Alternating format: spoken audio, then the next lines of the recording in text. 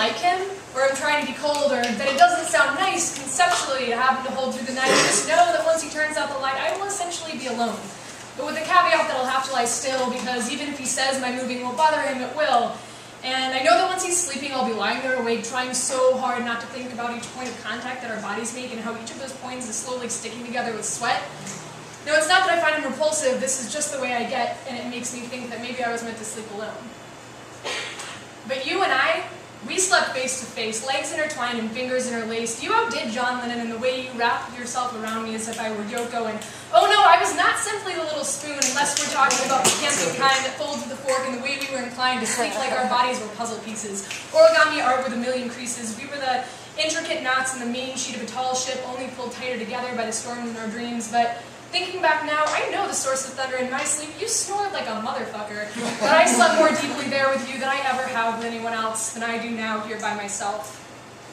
It's strange to think back to the day that I met you, strange to think that then I didn't know enough to begin to forget you piece by piece. And I still know the length of your fingers, but I can't recall your palm's lines, even though there was a time when I knew your whole hand like the back of mine. But I guess that's what taking space does, and what no longer sleeping with fingers interlaced does.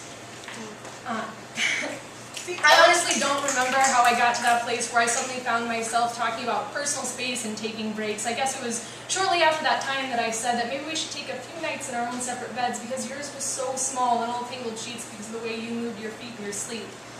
Maybe I thought that what I needed was to lie spread eagled in that space that had been meant for two because I wanted to have dreams about flying instead of being wrapped up within the cocoon of you. But now I lie here awake, trying so hard to sleep, counting every breath that your replacement takes instead of counting sheep, because I know that when I finally drift off, I'll wake up in a dream where our tiny twin bed has become a boat, and in it we float, lying on its floor on a king-size mattress, and expanding infinitely around us is the sea. We clearly have all the space that we need.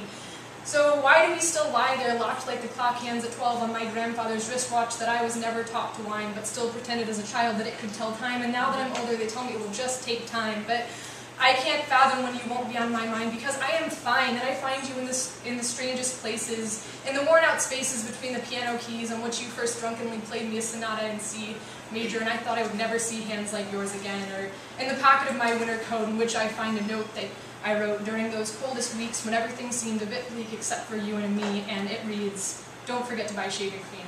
I love you."